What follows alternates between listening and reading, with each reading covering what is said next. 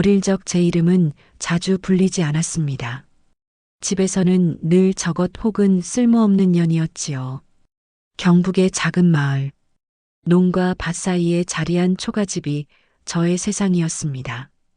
집 앞에는 닳아버린 우물이 있었고 뒤뜰에는 장작더미가 쌓여 있었습니다. 바람이 불면 볏짚이 휘날리고 여름이면 매미 울음소리가 귀를 울렸습니다. 겉으로는 평범한 농가였지요. 하지만 그 안에서 제 삶은 조금도 평범하지 않았습니다. 아버지는 술 냄새와 흙 냄새가 섞인 사람이었습니다. 얼굴은 늘 검게 그을렸고 손에는 굳은 살이 가득했습니다. 성격은 거칠고 말은 짧았습니다. 아버지가 집에 들어오면 공기가 달라졌습니다. 어머니는 눈치를 보며 발소리를 줄였고 저는 숨을 죽였습니다. 오빠는 달랐습니다. 아버지의 눈에 오르는 존재였습니다. 태식이는 기골이 장대하구나. 이 집 기둥이다. 아버지는 늘 그렇게 말했지요. 저는 딸은 밥만 축내는 거다. 저런 건 있어도 소용없다. 그 말이 저의 몫이었습니다. 어머니는 조용한 분이었습니다. 작은 체구, 거칠어진 손, 매일 새벽부터 빨래를 하고 밭일을 거들었지요. 저를 감싸려 했지만 힘이 없었습니다. 아버지의 눈빛만 마주쳐도 움츠러들었으니까요. 어릴 적 오빠와 저는 가까웠습니다. 개울에서 물장구를 치고 밤나무 아래서 숨바꼭질을 했습니다. 오빠는 나무 위에 올라가 손을 흔들며 정이야, 올라와봐 하고 외쳤지요. 저는 그 웃음을 믿었습니다. 하지만 사춘기가 오자 모든 것이 달라졌습니다. 오빠의 시선은 이상해졌습니다. 제가 시장에서 얻은 리본을 머리에 꽂으면 오빠는 눈을 가늘게 뜨며 말했습니다. 그런 건 하지 마라. 남들 눈길 끌지 마. 놀라는 눈빛으로 쳐다보면 오빠는 웃으며 말했지요. 넌 내 거다. 다른 사람들 앞에서 잘 보이지 마. 그 말이 농담인지 명령인지 저는 알 수 없었습니다. 다만 마음이 서늘해졌습니다. 학교에 가면 저는 모범생이었습니다. 글씨를 또박또박 쓰고 선생님 말에 고개를 끄덕였습니다. 교실의 햇살은 따뜻했고 친구들의 웃음소리는 맑았습니다. 하지만 집으로 돌아가는 길은 늘 무거웠습니다. 문지방을 넘는 순간 제 세계는 다시 어두워졌습니다. 어머니는 가끔 제 손을 잡고 낮게 말했습니다. 조용히 있어라, 정이야. 아버지 성질 건드리지 마. 곧 지나간다.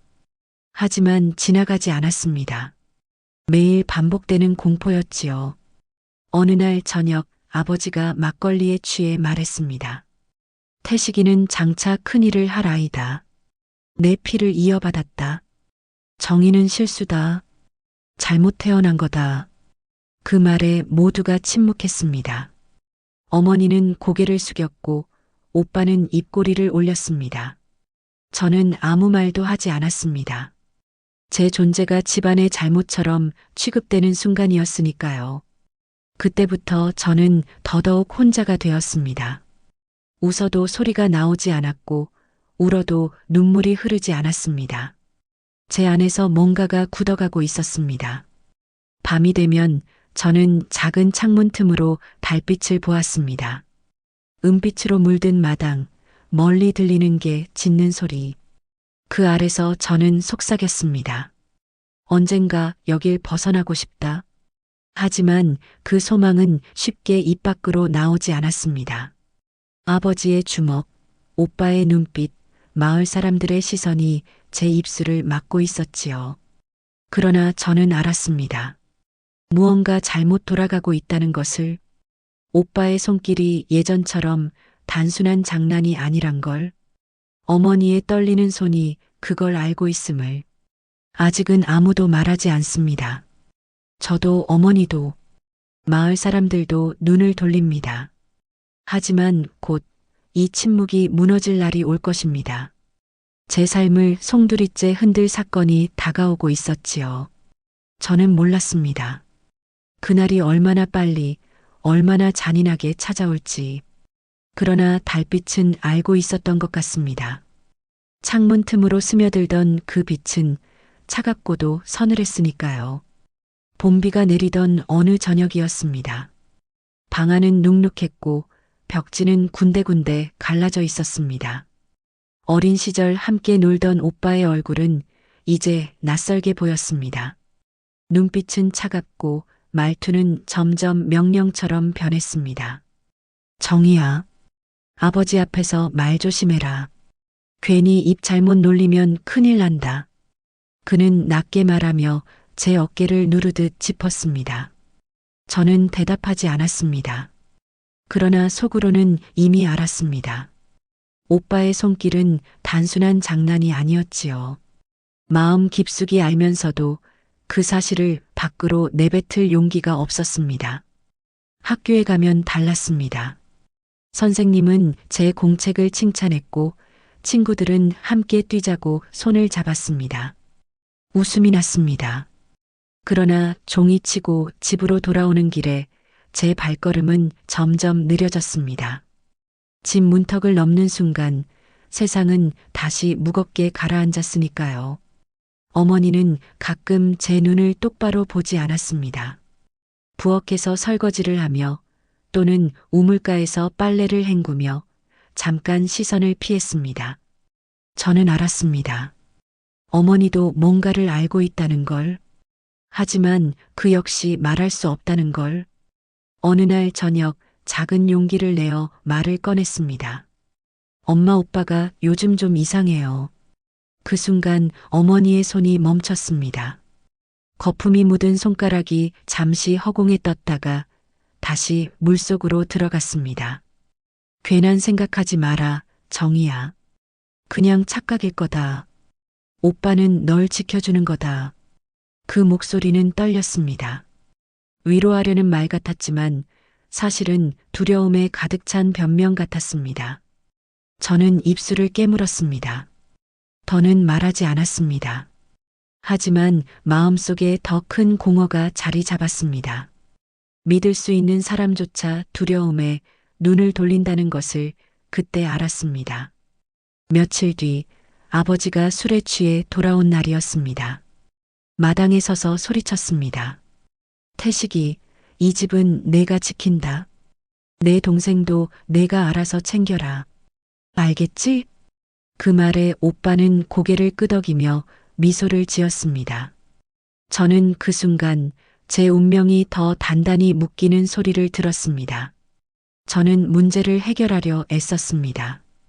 방문에 나무 막대를 걸고 오빠가 다가오면 숨을 죽였습니다. 밤이면 달빛을 가만히 바라보며 스스로에게 다짐했습니다. 참자, 견디자. 언젠가는 벗어날 수 있을 거야. 그러나 시도는 번번이 무너졌습니다. 막대는 힘없이 떨어졌고 제 목소리는 누구에게도 닿지 않았습니다. 고요한 시골 마을에서 소녀의 두려움은 소문조차 되지 못했습니다. 어머니에게 다시 말을 꺼내볼까 고민했습니다. 그러나 기억이 떠올랐습니다. 설거지하던 그날 떨리던 목소리, 피하던 눈빛. 다시 말해도 돌아올 대답은 같을 거라 생각했습니다. 저는 점점 변했습니다. 웃음은 줄었고 친구들과의 대화에서도 마음은 멀어졌습니다. 선생님이 정희야, 요즘 왜 그렇게 기운이 없니? 라고 물어도 저는 그저 고개를 숙였습니다. 괜찮습니다. 그냥 피곤해서 그래요. 그 말이 저의 방패가 되었습니다. 시간은 흘렀습니다. 그러나 문제는 조금도 나아지지 않았습니다. 오히려 더 무겁게 다가왔습니다. 저는 고민했습니다. 어떻게 해야 벗어날 수 있을까? 누구에게 도움을 청할 수 있을까? 밤마다 제 방 창문 틈으로 들어오는 달빛을 보았습니다. 차갑고 희미한 빛이었지만 제겐 유일한 친구 같았습니다. 속으로 되뇌었습니다. 이대로는 안 된다. 뭔가 해야 한다. 그러나 동시에 알았습니다. 작은 시도와 약한 용기로는 이 벽을 깰 수 없다는 것을, 더 깊이 고민하고 더 큰 결심을 하지 않으면 아무것도 바뀌지 않는다는 것을. 그날 이후 저는 마음을 다잡았습니다. 두려움 속에서도 스스로에게 약속했습니다. 다음엔 반드시 다르게 하겠다. 앞으로 다가올 더 큰 파도는 이미 예고되고 있었습니다. 제 삶을 송두리째 흔드는 사건은 아직 시작조차 하지 않은 상태였습니다. 그러나 저는 이미 알았습니다. 이 집은 더 이상 제게 안전한 곳이 아니라는 것을. 여름이 깊어가던 어느 날이었습니다. 마을은 모내기를 끝내고 한숨 돌리는 시기였지만 제 마음은 더 무겁게 가라앉아 있었습니다. 집안은 퀴퀴한 장마 냄새로 가득했고 방 안의 공기는 눅눅했습니다. 창문 틈으로 빗방울이 스며들었지만 그조차도 답답함을 씻어내지 못했습니다. 저는 날마다 같은 두려움 속에서 눈을 떴습니다. 오빠의 시선은 더 집요해졌습니다. 예전처럼 단순한 장난이 아니었습니다. 아버지의 무심한 방조와 어머니의 침묵이 오빠에게 힘을 주었지요. 정희야, 넌 내 말만 들으면 된다. 오빠는 낮은 목소리로 속삭였습니다. 저는 고개를 저었습니다. 대꾸하지 않았습니다. 하지만 아무 말도 하지 않는 것조차 오빠는 자기 뜻대로 받아들였습니다. 어머니는 알아차렸습니다. 제가 점점 말수가 줄고 눈빛에서 빛이 사라지는 걸. 하지만 어머니는 여전히 힘이 없었습니다. 저녁에 불을 끄고 누우면 어머니는 제 손을 꼭 잡곤 했습니다. 조용히 지내자. 곧 지나간다. 그러나 그 말은 위로가 아니라 함께하는 무기력의 고백이었습니다. 제가 선택할 수 있는 방법은 거의 없었습니다. 학교에 가면 잠시 숨을 돌릴 수 있었지만 수업이 끝나면 다시 같은 집으로 돌아와야 했습니다. 마을 사람들에게 말을 꺼낼 수도 없었습니다. 그들은 모두 아버지와 오빠를 칭찬했으니까요. 윤 씨 집 아들 참 대단하다라는 소리가 매번 제 귀를 찔렀습니다. 시간이 흐르면서 제 몸은 달라졌습니다. 원치 않는 변화를 감당해야 했습니다. 배가 불러오고 몸이 무거워졌습니다. 14살 소녀에게는 감당할 수 없는 짐이었지요. 어머니는 어느 날 저를 바라보다가 주저앉았습니다. 정희야 너. 저는 울음을 터뜨렸습니다. 그제야 모든 것이 드러났습니다. 어머니는 한참을 울었습니다. 그러나 결론은 같았습니다. 아버지께는 말하지 말자. 알면 무슨 일이 생길지 모른다. 그 말에 저는 더 큰 절망을 느꼈습니다. 아버지는 여전히 저를 짐짝이라 불렀고 오빠는 점점 더 노골적으로 다가왔습니다. 방문을 걸어 잠가도 소용없었습니다. 문고리는 금세 부러졌습니다. 저는 여러 번 도망칠 생각을 했습니다. 밤중에 아이를 데리고 뛰쳐나가는 상상을 했습니다. 하지만 갈 곳이 없었습니다. 시골 마을에는 숨을 곳도 의지할 친척도 없었습니다. 그러던 어느 날 약방을 하던 박 여사가 저를 불렀습니다. 정희야, 요즘 얼굴이 왜 그래? 무슨 일 있니? 저는 고개를 숙였습니다. 눈물이 고였지만 끝내 말을 하지 못했습니다. 박 여사는 한참을 바라보다가 작은 천보자기를 내밀었습니다. 이거 몸에 좋으니 먹어라.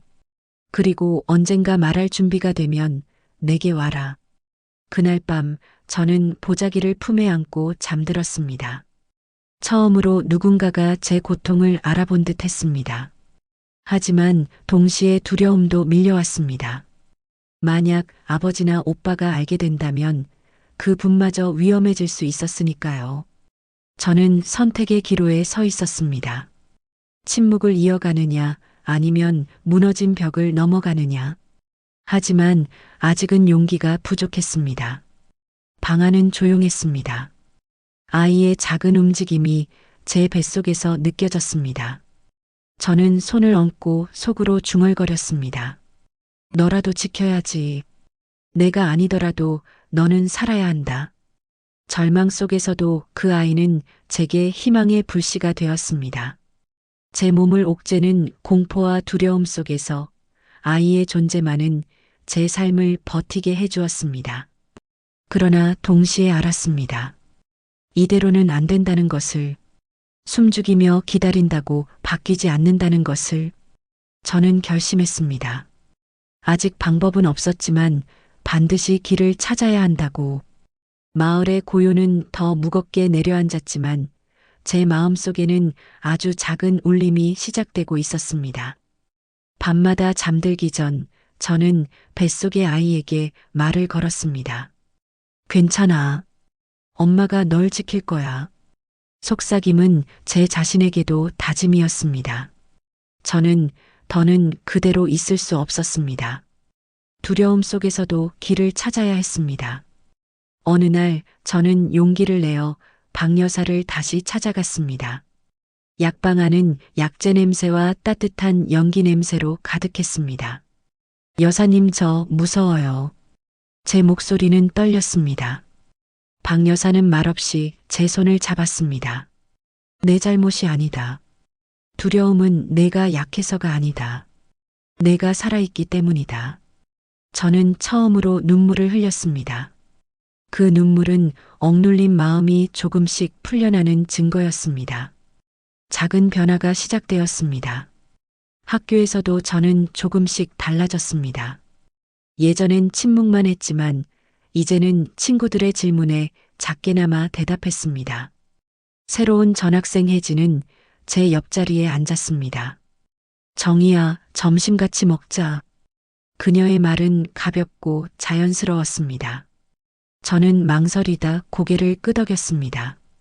오랜만에 누군가와 나눈 밥은 눈물 젖은 쌀밥 같았지만 마음을 데워주었습니다. 집에서는 여전히 긴장이 이어졌습니다. 아버지는 술에 취해 큰 소리를 쳤고 오빠는 제 곁을 맴돌았습니다. 그러나 제 마음은 달라지고 있었습니다. 어머니와의 관계도 조금씩 변했습니다. 어느 저녁 어머니가 빨래를 개며 조심스레 물었습니다. 정희야, 힘들지? 저는 처음으로 솔직히 대답했습니다. 엄마, 무서워요. 하지만 도망치고 싶어요. 어머니는 한동안 침묵했습니다. 그 후 낮게 말했습니다. 내 마음 안다. 미안하다. 그동안 널 지켜주지 못해서. 그 말에 저는 놀랐습니다. 어머니의 눈가에는 눈물이 맺혀 있었습니다. 그 순간 저는 혼자가 아니었습니다. 작은 협력이 생겼습니다. 박 여사는 몰래 쌀과 약을 챙겨주었고 혜진은 도시 친척의 주소와 편지를 건네주었습니다. 어머니는 마침내 결심한 듯 저를 바라보며 말했습니다. 도망치려면 기회가 필요하다. 내가 도와줄게. 짧지만 확실한 대화였습니다. 저는 조금씩 준비를 시작했습니다. 헌 옷을 꿰매고 작은 보자기에 아이 옷과 약을 넣었습니다. 밤마다 그 보자기를 베개 밑에 두고 잠들었습니다. 언제든 떠날 수 있도록. 그러나 떠나는 것만이 목표는 아니었습니다. 저는 다시 살아야 했습니다. 아이와 함께 새로운 삶을 만들어야 했습니다. 가을이 다가올 무렵 저는 변화의 조짐을 느꼈습니다. 마을의 하늘은 높아졌고 바람은 시원했습니다. 논두렁을 걸으며 아이를 품은 제 모습은 여전히 불안했지만 어딘가 단단해진 기분이었습니다. 혜진이 웃으며 말했습니다. 정희야, 넌 할 수 있어. 내가 강하니까. 저는 조용히 대답했습니다. 응, 나 할 수 있어. 그 짧은 대답은 제 안에서 새로운 불씨처럼 타올랐습니다. 어머니와의 관계도 깊어졌습니다. 밤에 둘이 마루에 앉아 있으면 어머니는 제 손을 꼭 잡고 말했습니다. 정희야, 내가 늦게라도 알았다. 너를 지켜야 한다는 걸. 내 아이도 내가 지켜주마. 그 말은 무겁고 길었던 고립의 시간을 조금씩 녹여주었습니다. 저는 깨달았습니다.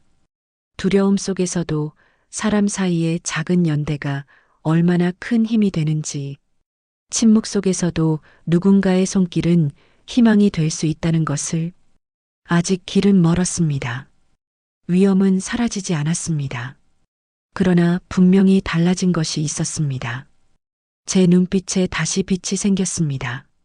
저는 속으로 다짐했습니다. 이제 숨지 않겠다. 아이와 함께 반드시 살아나겠다. 창문 너머로 달빛이 스며들었습니다. 그 빛은 더 이상 차갑게만 느껴지지 않았습니다. 희미하지만 따뜻했습니다. 그날 밤 저는 오랫동안 잠을 이루지 못했습니다. 그러나 두려움 때문이 아니었습니다. 다가올 새벽이 기다려졌기 때문입니다. 새벽 공기는 차가웠습니다. 하늘은 아직 어두웠지만 동력은 희미하게 밝아오고 있었습니다. 작은 보자기를 품에 안고 아기를 업은 저는 마당을 조심스레 걸었습니다. 어머니는 문 앞에 서 있었습니다. 정희야, 가거라. 돌아보지 마라. 짧은 말이었지만 그 속에는 모든 마음이 담겨 있었습니다. 저는 눈물이 고여 아무 말도 하지 못했습니다. 어머니는 제 손을 꼭 잡았다가 아이의 머리를 쓰다듬었습니다. 잘 살아라. 내가 살면 나도 산다. 그 순간 저는 알았습니다. 긴 침묵 끝에 어머니도 결심을 했다는 것을. 기차역까지는 어둠 속 논두렁을 따라 걸었습니다. 혜진이 약속대로 기다리고 있었습니다. 손에는 작은 꾸러미가 들려 있었습니다. 정희야, 이거 받아. 도시까지 가는 차비야.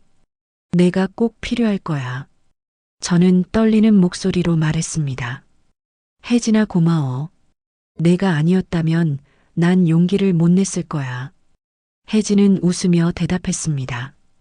고마우면 꼭 살아서 나중에 편지 써라. 그게 내 바람이야. 기차의 휘파람 소리가 멀리서 들려왔습니다. 저는 아이를 품에 더 꼭 안았습니다. 달빛은 희미하게 길을 비추었고 그 길 위에서 제 발걸음은 흔들리지 않았습니다. 서울에서의 삶은 쉽지 않았습니다. 보잘것없는 방 한 칸에서 시작해야 했습니다. 낮에는 식당에서 허드렛 일을 하고 밤에는 재봉 일을 했습니다. 아이가 울면 등에 업고 일했습니다. 몸은 늘 고단했지만 마음속에는 확실한 이유가 있었습니다. 엄마가 널 지킬 거야. 너는 다르게 살아야 한다. 그 다짐 하나로 하루를 버텼습니다. 세월은 빠르게 흘렀습니다. 아이는 자라났고 학교에 다니며 웃음을 되찾았습니다. 제 삶도 조금씩 자리를 잡았습니다. 식당 일은 늘 고됐지만 단골이 생기고 이웃이 생겼습니다. 그들은 저를 따뜻하게 대했습니다. 어느 날 아들이 초등학교에서 상장을 받아왔습니다. 엄마, 나 상 받았어. 그 웃음은 제 삶의 보상이었습니다. 저는 눈시울이 뜨거워졌습니다. 잘했구나. 엄마는 내가 자랑스럽다. 그 순간 저는 깨달았습니다. 과거의 어둠이 아직 제 안에 남아 있었지만 이 아이의 웃음이 그것을 이기고 있다는 것을. 아들이 대학에 합격했을 때 저는 조용히 울었습니다. 엄마, 왜 울어? 그냥 고맙다. 내가 이렇게 자라줘서. 아들은 제 손을 꼭 잡으며 말했습니다. 엄마 덕분이야. 난 알아. 그 말은 제가 살아온 모든 날의 위로가 되었습니다. 이제 저는 노년이 되었습니다. 머리카락은 휘어지고 손에는 주름이 깊게 새겨졌습니다. 하지만 손주들을 품에 안으면 제 안의 세상은 여전히 따뜻합니다. 가끔 창밖 달빛을 보며 옛날을 떠올립니다. 그때 저는 얼마나 두려웠는지 또 얼마나 외로웠는지. 하지만 동시에 기억합니다. 작은 손길들이 있었음을. 어머니의 마지막 눈빛, 박 여사의 따뜻한 말, 혜진의 격려. 그들이 있었기에 제가 여기까지 올 수 있었습니다. 어느 날 손주가 물었습니다. 할머니, 어렸을 땐 뭐가 제일 힘들었어요? 저는 잠시 침묵하다가 미소 지었습니다. 힘든 일도 많았지. 하지만 결국 살아냈단다. 그리고 너희를 만나 행복하니 그걸로 충분하다. 손주는 제 손을 잡으며 말했습니다. 할머니, 저도 나중에 꼭 누군가를 지켜줄 거예요. 그 말은 오래도록 마음에 울렸습니다. 이제 저는 압니다.